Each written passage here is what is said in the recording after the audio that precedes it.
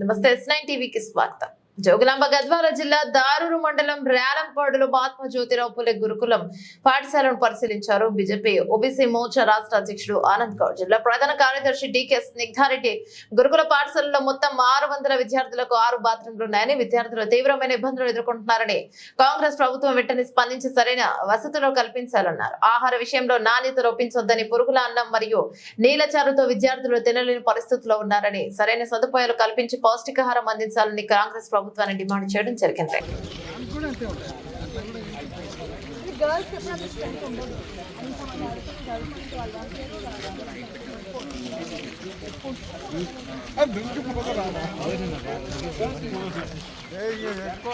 పప్పు పెడితే తింటావాను, ఇది పప్పు అని పెడితే తింటావా హోటల్లో?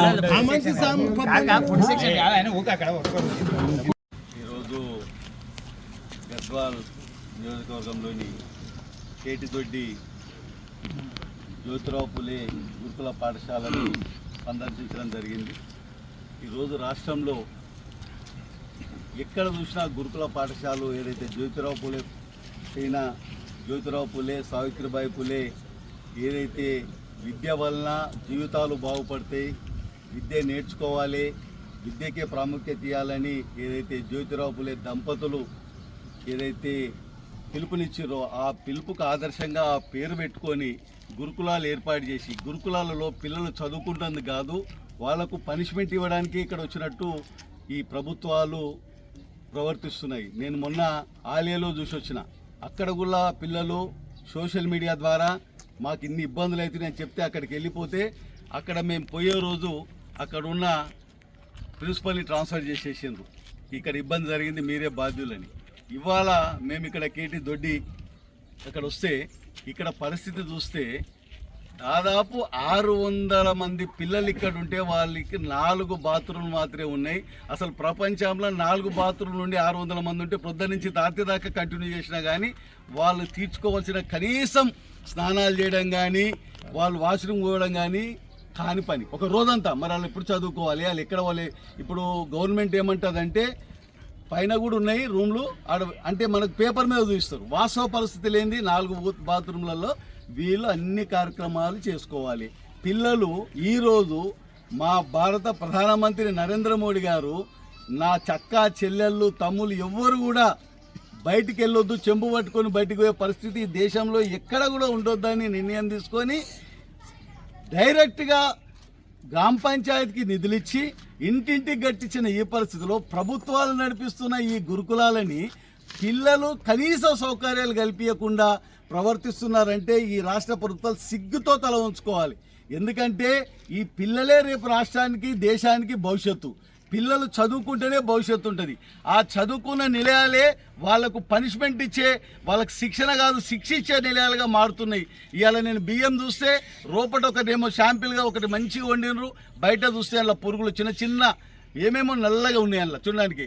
వాళ్ళు పప్పు అంటున్నారు, చారు అంటున్నారు. అంటే ఇక్కడ ఉన్న అధికారులు నేను ఎప్పుడు చాలాసార్లు పోయినప్పుడు చెప్తున్నా, అయ్యా ఇక్కడ చదువుకుంటున్న పిల్లలు మీ పిల్లలు అనుకొని చూడండి. మీ పిల్లలు స్కూల్ పోతే మీ భార్య మీరు మీకు వచ్చే ప్రభుత్వ వచ్చే డబ్బులతోని మీరు మీ పిల్లల్ని చాలా రాజలాగా చదువుకుంటున్నారు. ఈ పిల్లలు చదువుకోలేక ప్రభుత్వ పరంగా చదువుకొని మేము బాగుపడాలి, మా బ్రతుకులు బాగుపడాలి, బీసీలు బాగుపడాలి, బడుగు బలహీన వర్గాలు బాగుపడాలని హాస్టల్లోకి వస్తే మీ ప్రవర్తన వల్ల ప్రభుత్వాలు పంపించే దాంట్లో కూడా పందికొక్కుల్లాగా మీరు దాంట్లో ఏదో ఆశపడి వాళ్ళకి సరైన సౌకర్యాలు కల్పిస్తలేరు. దానివల్లనే పిల్లలు తిండిలో కానీ జ్యోతిరావు పూలే గురుకుల పాఠశాలకి రావడం జరిగింది. పిల్లలు ఇక్కడ బేసిక్ ఫెసిలిటీస్తో ఇబ్బంది పడడం అనేది చాలా ఆశ్చర్యకర విషయం. కరెక్ట్గా తెలుసుకుంటే ఈ స్కూల్ మొదలైనప్పుడు హైయెస్ట్ క్లాసు 7వ క్లాసు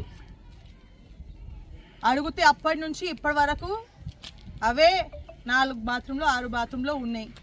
ఇప్పుడు ఈ స్కూలు 12వ క్లాస్ వరకు పోయింది. ఈ 12వ క్లాస్ వరకు పోయినప్పుడు స్టూడెంట్స్ అంతమంది పెరిగినప్పుడు కూడా ఆ బాత్రూంలు ప్రభుత్వం పిల్లల గురించి ఎందుకు ఆలోచించలేదు, ఎందుకు దానికి తగ్గిన ఫెసిలిటీస్ వాళ్ళకి ఇవ్వలేదు? 600 మంది స్టూడెంట్స్కి 4 బాత్రూమ్లు అనేది చాలా విచిత్రం. ఇలాంటి ఈ కాలంలో కూడా ఇట్లాంటి ఎమ్యూనిటీస్ అనేది చాలా షాకింగ్గా ఉంది. దానికి తగిన చర్యలు తీసుకోవాలా. ఇప్పటి వరకు కూడా దానికి సమాధానం లేదు. మేనేజ్మెంట్ మారుతారు, ప్రిన్సిపల్స్ మారుతారు. ఇన్నేళ్ల నుంచి బాత్రూమ్లు ఎందుకు ఉన్నాయంటే దానికి ఒక్కరు ఆన్సర్ ఇచ్చే పరిస్థితి లేదు.